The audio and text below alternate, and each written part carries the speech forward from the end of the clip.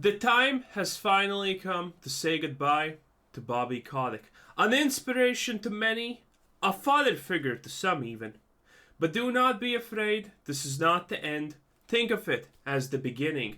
The man of the hour, the Tower of Power, Bobby Big D Kotick, is not gonna go into the sunset and never return. He will probably be back, stronger, better than ever. We will miss you, Bobby. You were great. We loved every second with you. And again, true legends never die. He will be back.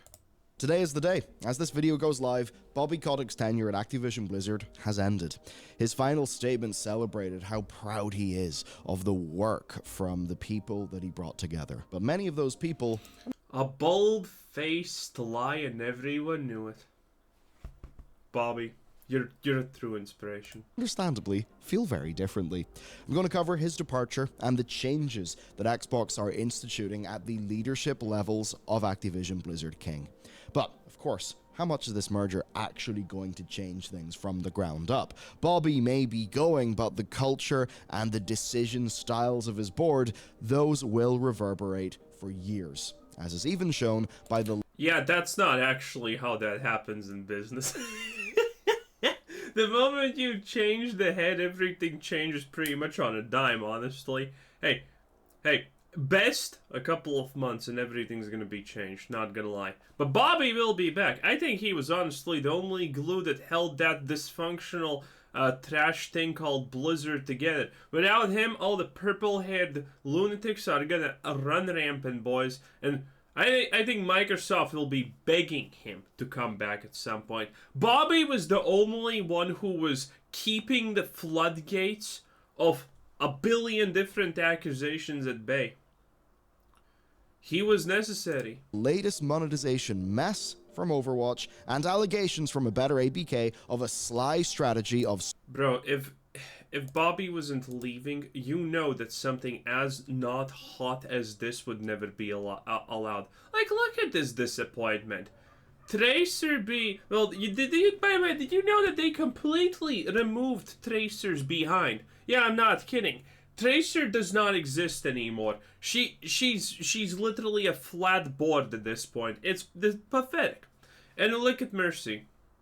Man, Bobby would have never let anything but fishnets slide. I'm telling you, boys. A better ABK of a sly strategy of soft layoffs for QA staff. Meaning, it's business as usual for Activision Blizzard, and for us, with today's sponsor. Good. You and I are going to polish up our goopy gamer brains, and we're going to unlock some earning power with brilliant.org/Bellier News, where the first 200 to click my...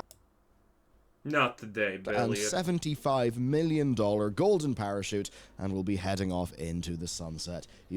He deserves it, first of all. He released his statement titled Bobby Kotick with Gratitude. He speaks of his first love of games coming from Roberta and Ken Williams' title Mystery House, adding that it's fitting that Activision now owns the company and that game. Though, funnily enough, it doesn't appear you're actually able to buy that game right now. He then goes on to marvel at the people of Activision Blizzard, detailing the transformations that they've accomplished in gaming between then and now, and then he talks up, of course, the future under Phil Spencer. So, all perfectly lovely words that pass the credit over to the people who have made these games. So, let's hear from some of those people who have made the games. As an example, Inverse took a statement. Let's just start placing bets right here, okay? What are we gonna hear from the people? Obviously, it's gonna be Twitter.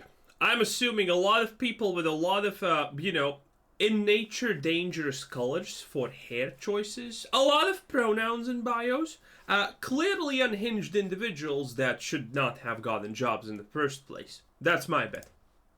From an anonymous employee who said Bobby should have left 2 years ago when 1,800 of us publicly asked him to stand down, but better late than never.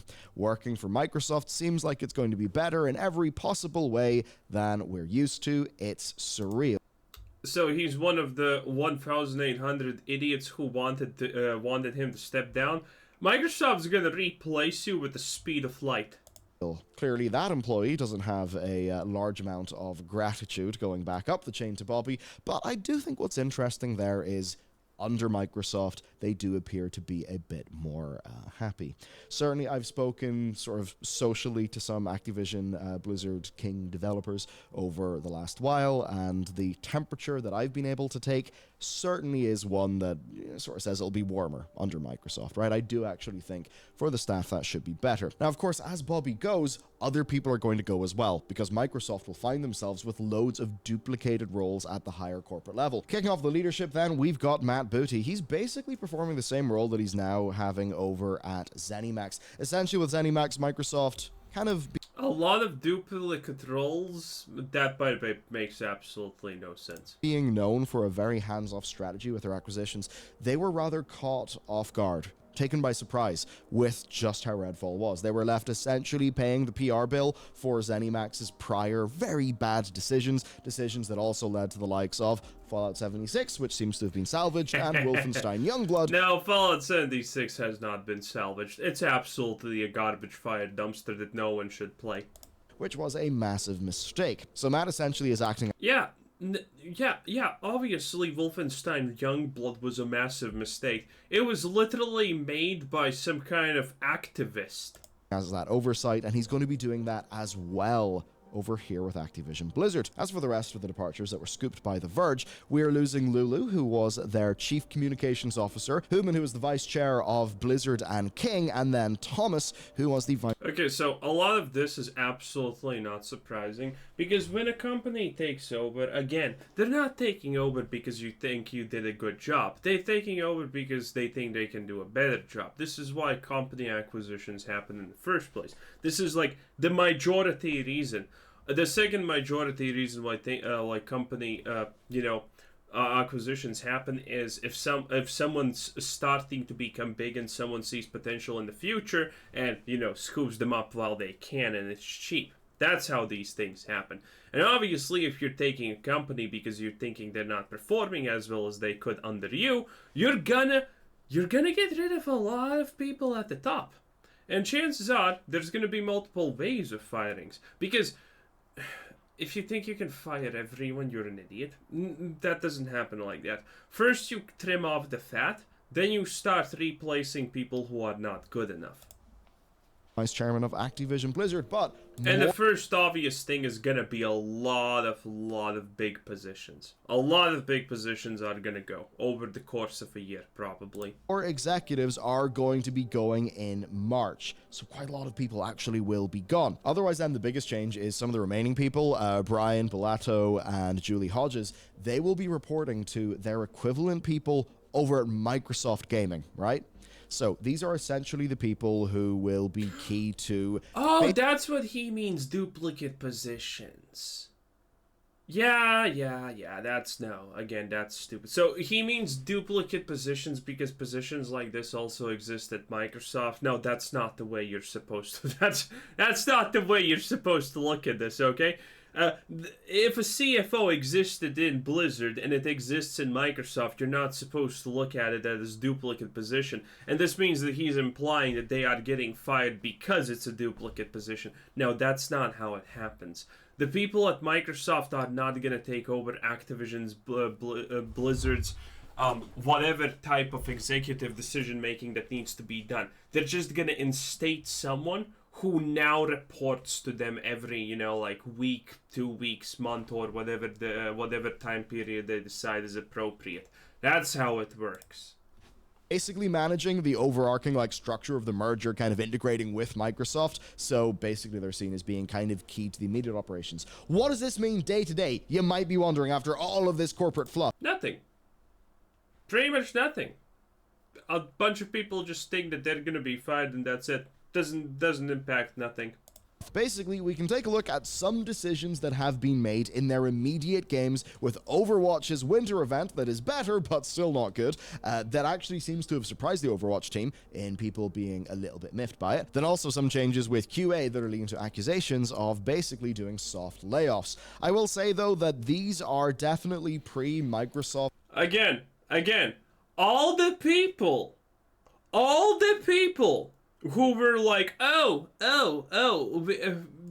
the 2,000 people who wanted Bobby gone because he wasn't a good person, they're gonna get fired. they're gonna 100% get replaced. Microsoft is gonna get rid of the majority of these absolute weirdos. That's gonna happen. Microsoft's large power structures actually moving in, so these could be legacy decisions. At the very least, it does seem quite a lot of staff at the company do seem to be more comfortable under Microsoft than the alternative. Now then, the Overwatch event. At the time that this came out, we suggested the main value here... By the way, that's bull. That's absolutely bull, because one, they feel currently no change is guaranteed. Second of all, no one's even talking to them. They feel better because they currently probably feel like there's more freedom, and that's literally it. Then that's it. Was retention, right? Basically, there was potentially more value for cosmetics, kind of at a lower price. That's basically how Blizzard tried to sort of frame this whole thing. But it's actually worked out a bit worse than we expected. At the time, we ran through the information for the event, detailing how it worked. It was basically a mini battle pass that essentially was 4 weeks long, kind of focused on retention, where people would earn tickets, then they could cash their tickets in for the cosmetics. But the rub here is that 120 tickets are available for free track players, and a further 360 are available for premium track players. Well, it's called premium for a reason. Now, the premium track costs 500 Overwatch credits. That's the equivalent of $5 US. Of course, you spend your $5, and bro, that's the equivalent of an 800% value deal. Like, are you not gonna buy it? Are you stupid or something, dude? So much value. Then that gives you the opportunity to get more tickets. Being a battle pass, it can expire and your potential value will evaporate. And per the terms of the event, the premium pass will be required to get access to some of the cosmetics for purchase. And obviously, the tickets will be converted into Overwatch credits after the event ends, which at the very least means you extra value. You don't completely waste them. So that's what we knew. Rather amazingly though, it actually gets worse. Here's the deal, right? To buy only all the skins would leave you still needing more tickets because together they cost 590 and you can only earn 480. This obviously disappointed people who were kind of excited about a new way to get cosmetics as they were playing Overwatch over Christmas. Hey, I'm sorry, but if you still play Overwatch because you think it's a good game, shame on you. If you play Overwatch and think that they're not gonna nickel and dime you, well, you know, fool me once, shame on me. Fool me twice, shame on you. And here's where it gets interesting, because responding to these concerns, the executive producer Jared Nuss heard the complaints, but basically said that they figured providing players choice was kind of worth it. It's kind of interesting, because he says here, it's $5 for 4 legendary skins, which feels squarely in the spirit of holidays to me. I hear you on wanting to be able to unlock everything. We wanted to give folks choice in the rewards they got from the event. We'll be interested to see if FOMO overshadows that benefit. So that's just the thing. Ultimately, good. It doesn't really matter the team like wanting to make things better. They still have to do that within the framework of the game's business model. And that's a business model the players, broadly speaking, are not happy with because it's a straight... Dude, everyone left playing Overwatch is just pathetic, okay? Most people left playing Overwatch at this point are so lost in the sauce that Blizzard knows that they can ask anything of them. They can slap them around like there's no tomorrow, and they're gonna say, yes, Blizzard, thank you, hit me harder, daddy. That's gonna be the situation.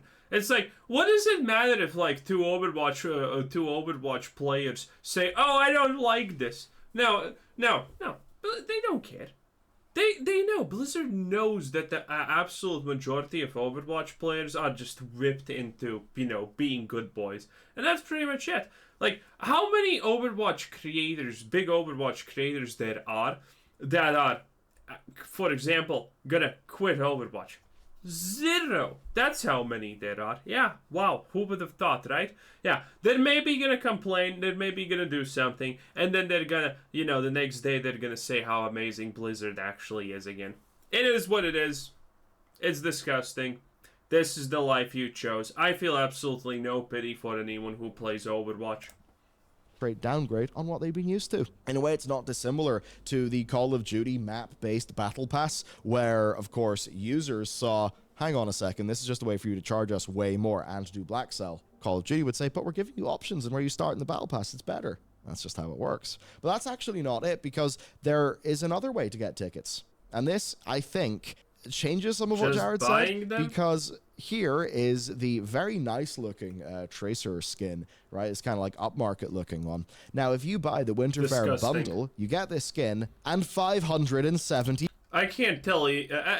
Dude, it's so gone. I can't even tell it's a woman anymore. It's just pathetic. 5 credits. Well, personally, I never cared too much about Tracer in the first place, and everyone who did, I'm gonna question your mental sanity. But yeah, still. Is this a little boy?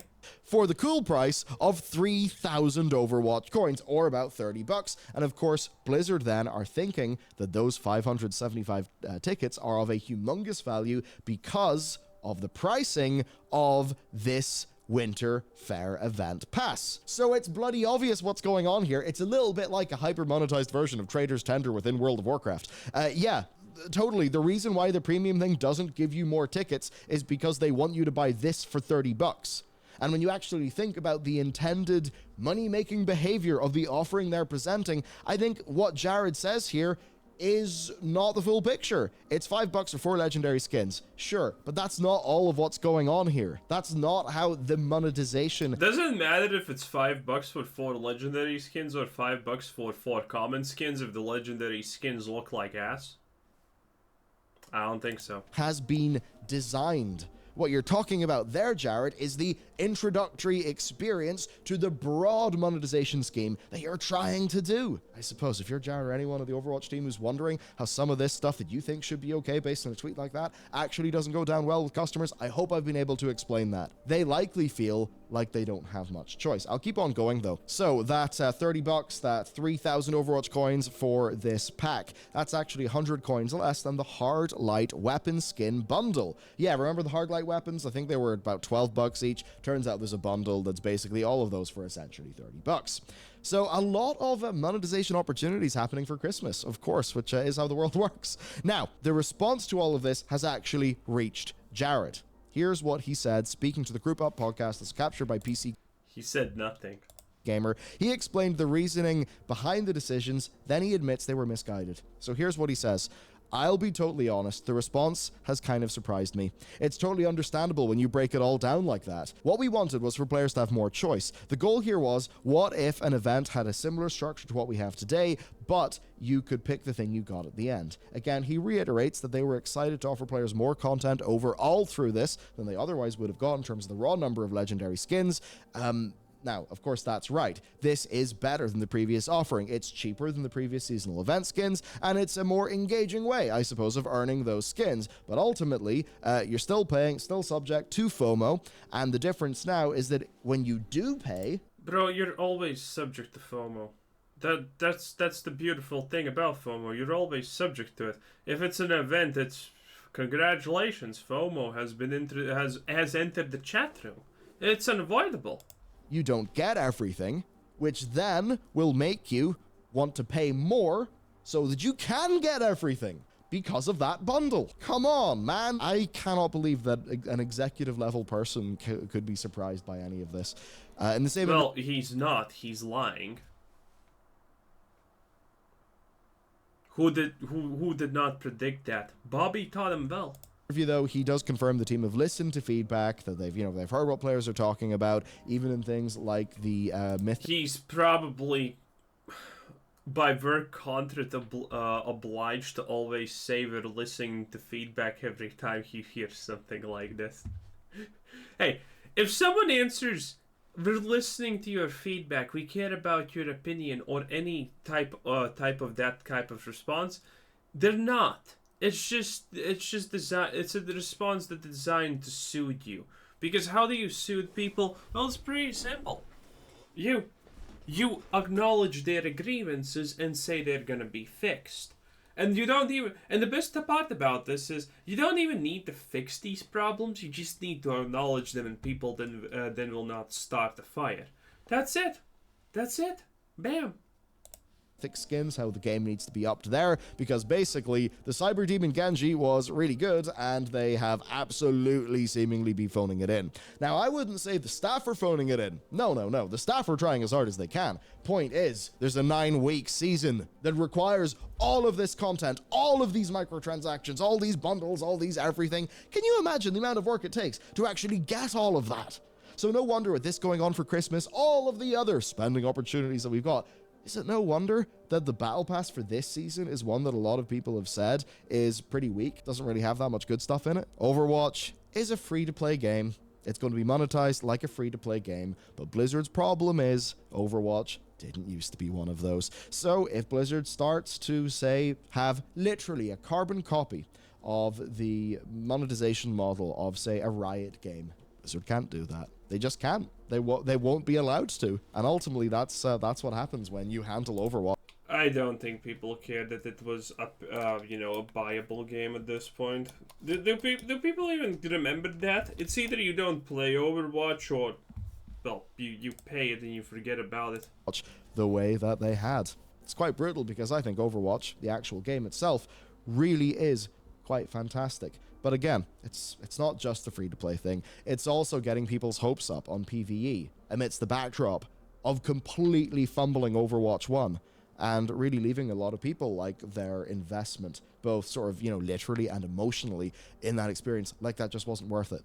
So again, they're kind of screwed. They're in such a damned if you do, damned if you don't, because I think there is a way of making players happy, but if they do that, at the very least, old leadership clearly would not have been happy. I wonder if Microsoft will be willing to have a bit of a softer model. I mean, at the end of the day, even thinking about what they do in Halo Infinite, in that game, the battle passes don't expire, which is a nice touch. Okay, to move on then, they're being accused of soft layoffs. We've seen over 10,000 layoffs in the industry this year, which is a lovely big number. Good. Yikes. Good. So we've seen that, but there are also... Trim down all the useless losers. They don't do anything. They don't contribute. They probably make games worse. Never have absolutely any pity for anyone laid off in the gaming industry. If someone gets laid off in the gaming industry, that means no matter what kind of fancy lies that they tell you, oh, I worked 10 years at Blizzard.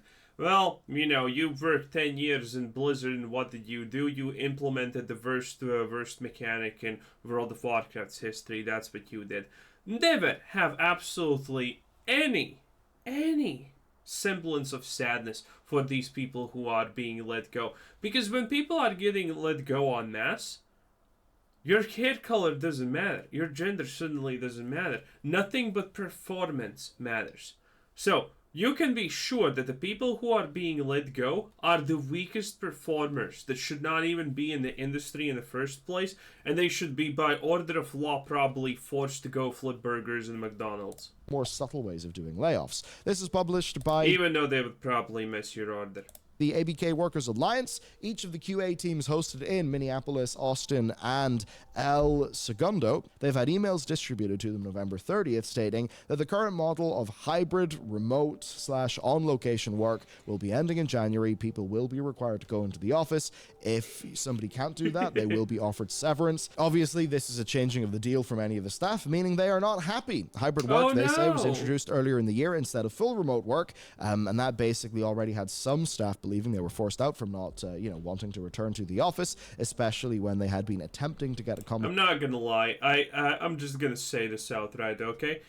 If you could do 100% of your work from your home, you can be replaced at any moment, because that doesn't mean you're good at your job. That means maybe you are good at your job, but your job is so basic that it requires absolutely no real input from anyone. Which means probably you're a programmer or something. So, hey, it's tough, but it is what it is. Accommodations arranged, and those are either rejected or placed in the office.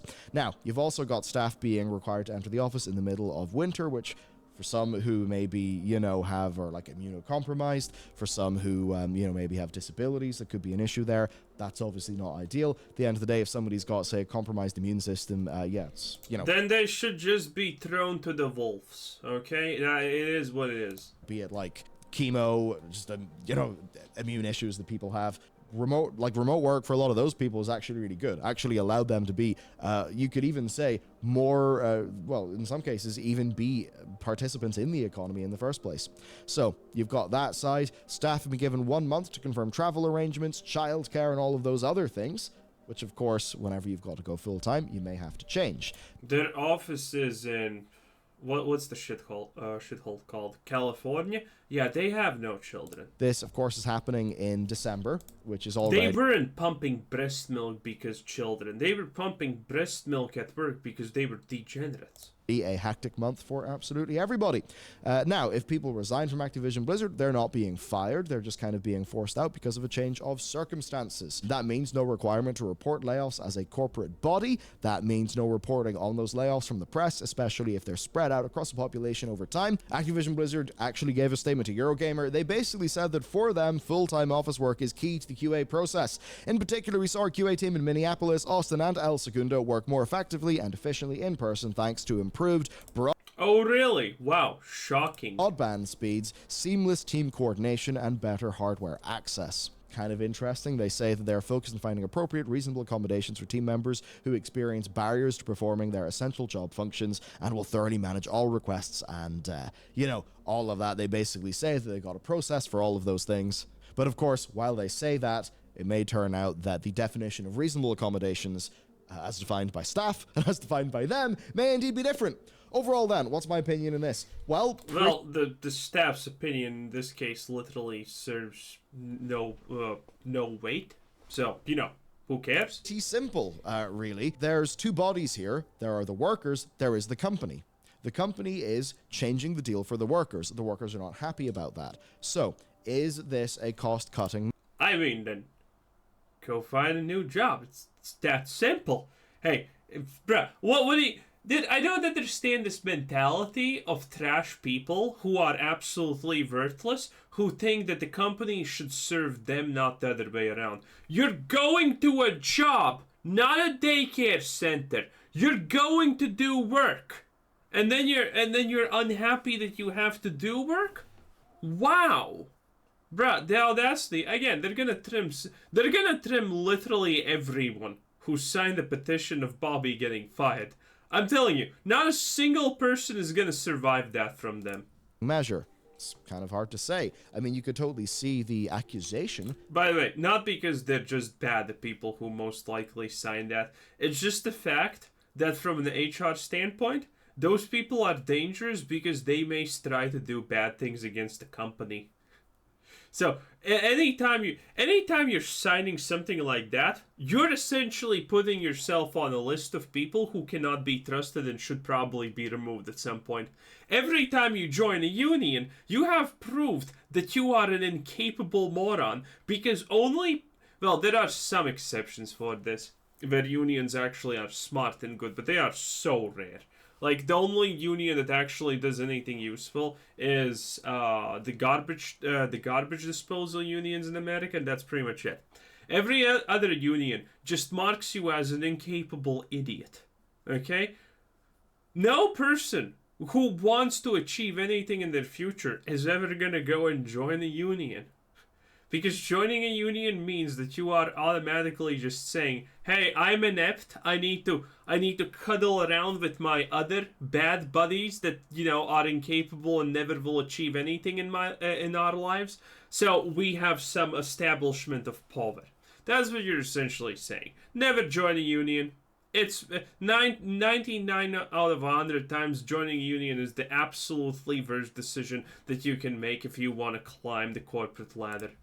That they're making, but also it could be that they do have a belief that, remote work is not something that works for them, or that hybrid isn't something that works. And look, if a company wants to say that, they're totally allowed to, right? They are totally allowed to, and the way that it works is the jobs market is a market, right? So there will be other companies who will then gain a competitive advantage in the jobs market by offering those benefits. So ultimately then, will that be a net positive? That's not true. Again, it's like if you fire 100 trash and then your opponent scoops up this trash, did you actually lose or did you win double?